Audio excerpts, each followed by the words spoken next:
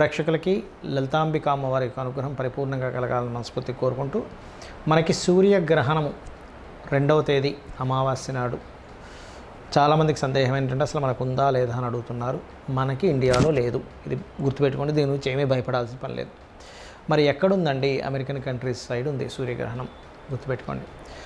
మనం గతంలో చెప్పినట్టుగా చంద్రగ్రహణ ప్రభావం అనేటువంటిది బయట కంట్రీస్లో విపరీతమైనటువంటి వర్షాలు వస్తాయని చెప్పుకున్నాం. అదేవిధంగా మనకు అక్కడ కనబడుతుంది. చైనా కావచ్చు, అమెరికా కావచ్చు, విపరీతమైన గాలులు వస్తూ ఉన్నాయి. అయితే ఇక్కడ ఈ సూర్యగ్రహణానికి 12 లగ్నాల వారికి ఏ విషయాల పట్ల బాగుంటుంది, ఏ లగ్నాల వాళ్ళకి లేదా ఏ రాశి వారికి బాగుంటుంది, ఎటువంటి పరిహార మార్గం చేసుకోవాలి, ఎటువంటి జాగ్రత్తలు తీసుకోవాలనే విషయాన్ని ఇప్పుడు మనం ఒక్కొక్క లగ్నరీత్యా తెలుసుకుందాము. లగ్నం తెలియని వారు రాశిపరంగా చూసుకోవచ్చు. ఈ విషయాలు చెప్తుంది నేనైనప్పటికీ కూడా చెప్పిస్తున్న సాక్షాత్ లలిత అమ్మవారిగా భావిస్తూ ఒక్కొక్క లగ్నం గురించి మనం తెలుసుకుందాం. మకర లగ్నము, మకర రాశి. మొట్టమొదటిగా ఇండియాలో గ్రహణం లేదు. ఇండియాలో మనకి 9:13 రాత్రి సమయం నుంచి తెల్లవారుజామున 3 వరకు టైమింగ్ చూపిస్తుంది, కానీ మన దగ్గర ఉండదు. ఎందుకు అంటే రాత్రి సమయం మనకు సూర్యుడే కనబడ్డు. అలాంటప్పుడు గ్రహణం ఎక్కడ, గ్రహణ ప్రభావం ఎక్కడ? కాబట్టి ఏం టెన్షన్ పడకండి. మరి ఎవరికి బయట దేశాల్లో ఉండే ఇండియన్స్కి కావచ్చు, ఫారిన్ కంట్రీస్లో ఉండే ఫారినర్స్కి కావచ్చు, అమెరికన్ కంట్రీస్లో చూపిస్తుంది కాబట్టి అక్కడ ఉంటుంది. మరి ఇక్కడ దాని ప్రభావం కించిత్తైనా ఉంటుందా అంటే మీరు జపం చేసుకోవడానికి మంచిది. చిన్న పిసర ప్రభావం ఉంటుంది, కానీ ఎక్కువ ప్రభావం ఏమి ఉండదు. బయట దేశాల్లో ఉండే వాళ్ళకి మాత్రం దీని ప్రభావం చాలా ఎక్కువగా ఉంటుంది. అక్కడ ఉండే వాళ్ళు భయపడాల్సిన అవసరం లేదు, జపం చేసుకోమని చెప్తారు శాస్త్రంలో. కాబట్టి ఏ విషయాల్లో జాగ్రత్త పడాలి అని చెప్పి చూసుకున్నట్లయితే, బ్యాంక్ ట్రాన్సాక్షన్స్ చేస్తుంటాం. ఒక్కోసారి మనం పొరపాటున ఒక నెంబర్ కొట్టపై ఇంకో నెంబర్ టైప్ చేయడం, లేకపోతే మీ కార్డు ఎవరికో ఇస్తే దాన్ని మిస్యూజ్ చేయడము, హ్యాకింగ్ చేయడము మీ అకౌంట్ని, ఇట్లాంటివి జరుగుతూ ఉంటాయి. కాబట్టి ఈ యొక్క విషయాల్లో చాలా చాలా చాలా కేర్గా ఉండండి. అలాగే మరొక విషయం ఏంటంటే, ఇక్కడ ఈ యొక్క గ్రహణ సమయంలో ప్రధానంగా మీరు చూడవలసినటువంటి అంశం ఏమిటి అంటే, ఈ గ్రహణం ఏదైతే ఉందో ఈ గ్రహణం నుంచి 40 రోజుల పాటు మాత్రం మీరు లాంగ్ జర్నీస్ తండ్రి గారితోని లేదా తండ్రి సమానులైన వాళ్ళతోని, గురువు స్థానంలో ఉండే వారితోని, గురువులతోని కొంత జాగ్రత్తగా ఉండాలి. హైయర్ ఎడ్యుకేషన్ రిలేటెడ్ సంబంధించినటువంటి విషయంలో జాగ్రత్తగా నిర్ణయాలు తీసుకోవాలి, గుర్తుపెట్టుకోండి. అలాగే మరొక విషయం ఏంటంటే, ఇక్కడ ఈ 3వ స్థానంలో మీకు గతంలో చంద్రగ్రహణం జరిగింది. అది మంచి ఫలితాలే 3వ స్థానంలో ఉన్నప్పుడు, కానీ ఇది భాగ్యస్థానంలో జరుగుతుంది. కాబట్టి ఇక్కడ ఏమిటంటే ప్రధానంగా బిగ్ అమౌంట్స్ ట్రాన్సాక్షన్స్ విషయంలో ఒక ధనం తీసుకొని ప్రయాణం చేసేటప్పుడు చాలా జాగ్రత్తగా ఉండాలి. తండ్రి గారికి ఏదైనా అనారోగ్య సూచనలు ఉన్నట్లయితే, నర్వ్స్ రిలేటెడ్ సిస్టమ్ ఇబ్బంది ఉండడం, కొంచెం ఇట్లాంటి ఇబ్బంది ఉన్నటువంటి వారు తండ్రి గారి ఆరోగ్య విషయంలో జాగ్రత్తగా ఉండాలి. మరి మీరు ఏ దేవత ఆరాధన చేస్తే మంచిది? గ్రహణ సమయంలో అమ్మవారి ఆరాధన చేయండి. ఎందుకంటే మీకు శుక్రుడు 10th హౌస్లో ఉన్నాడు. కుంభం వారికి కానీ మకరం వారికి కానీ అమ్మవారి ఆరాధన చాలా మంచిది. అయితే మీకు పంచమ స్థానంలో ప్రస్తుతం గురువు వక్రగా ఉంది కాబట్టి దత్తుని యొక్క ఆరాధన, పంచమాధిపతి శుక్రుడు అవుతాడు కాబట్టి అమ్మవారి ఆరాధన చేయండి. అయితే గ్రహణం తర్వాత ఏ పదార్థాలు దానంగా ఇవ్వాలనేటువంటిది వీడియో ఆఖరిలో చెప్తాను. వీడియో ఆఖరి వరకు చూడండి.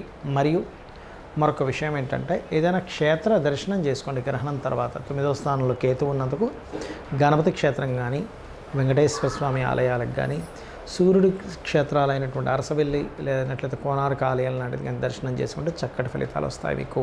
గ్రహణం తర్వాత గ్రహణ దోషం ఉన్నటువంటి వారు ఏ దానాలు ఇవ్వాలి?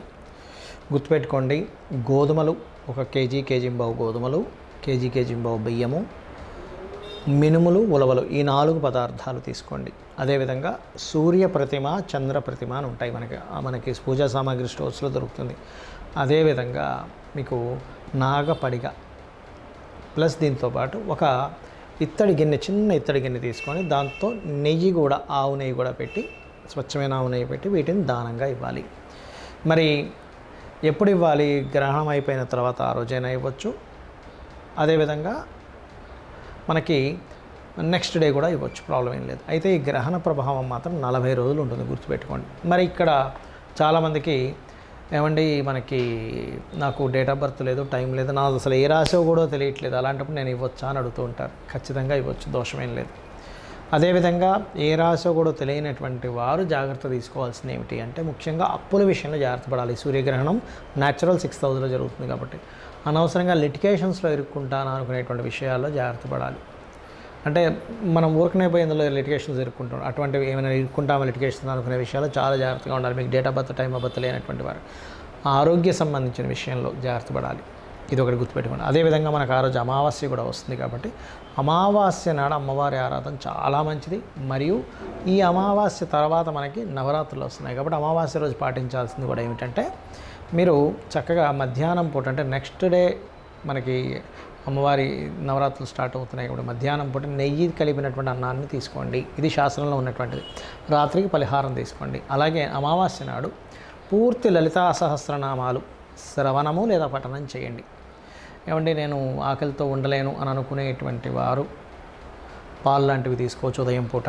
అంటే మధ్యాహ్నమే చేయమన్నారు, ఉదయం అమావాస్య ఉండమన్నారు కదా ఉపవాసం అనుకుంటే ఒకటి శాస్త్రంలో ఏంటంటే చిన్నపిల్లలు, రోగగ్రస్తులు, అదేవిధంగా బాగా ఏజ్డ్ పర్సన్స్ ఉండాలని రూల్ ఏం లేదు. ఉపవాసం వాళ్ళకి శక్తి ఉంటేనే ఉండమని చెప్తుంది శాస్త్రం. అదేవిధంగా అమావాస్య నాడు బెల్లము, క్యారెట్స్ గోవుకి తినిపించండి.